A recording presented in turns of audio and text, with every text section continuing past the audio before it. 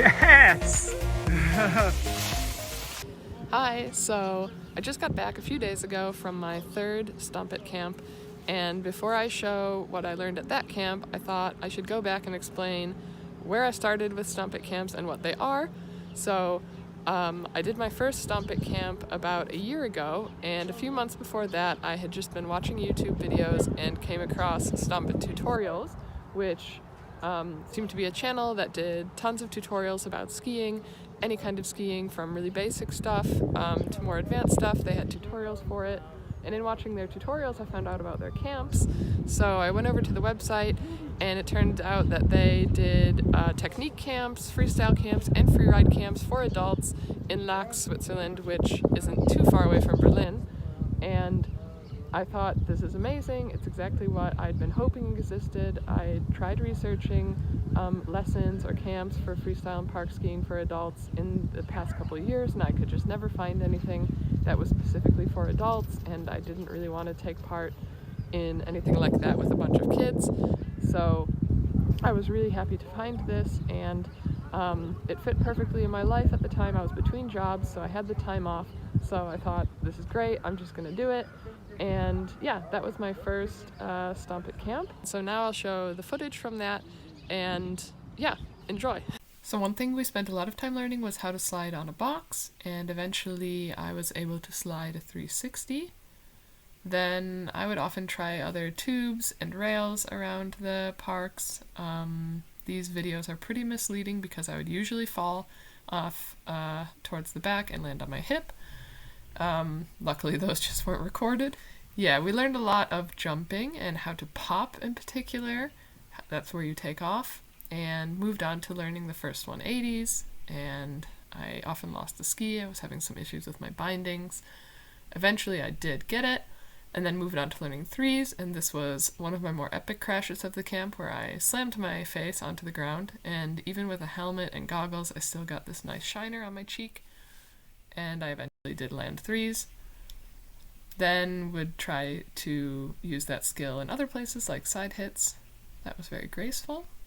Moved on to the bigger jumps in the medium park, and I did a daffy off of one of those. And then we had a session on this blue tube. I felt like that a lot. I probably fell off this tube 15 times before I got it. It was really frustrating, but I was quite happy when I did eventually get it. Ended up with this huge bruise on my left hip from all the falls on the boxes and the rails. So the sun has luckily come out a little. Today we're in the medium park, and I just did my first jump over one of these big jumps on the left. There's some little, like, these volcano thingies, and then the rails in there, which I'm avoiding today because of my hip. That's the hip, that kind of square looking one. That's really fun. Yeah, I'm gonna try one of these big jumps again. I landed it back seated, like on the back of my skis, because I think I didn't commit quite enough to the pop coming off the jump. So now that I've got one in my system, oh, there's Julian just hit the second one. Yeah, now that I have one in my system, I'm gonna commit more to the pop, but it's so much more airtime than the others. It's really cool. Those are the smaller ones that we've been doing. Did a few of those earlier. Yeah, but these ones are pretty fun, and I hope that I can get comfortable enough on them to try some grabs.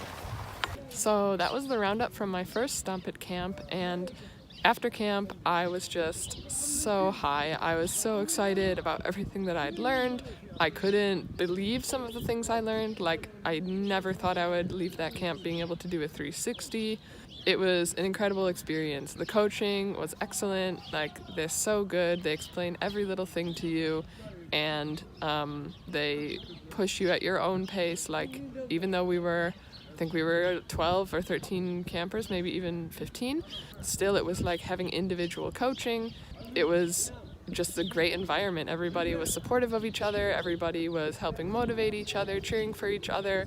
It was such a nice group of people that I met.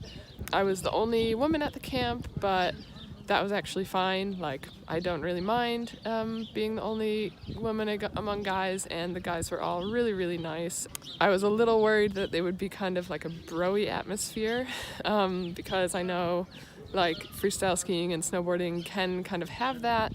And I wasn't really interested in that, but it wasn't like that at all. Everybody was super down to earth.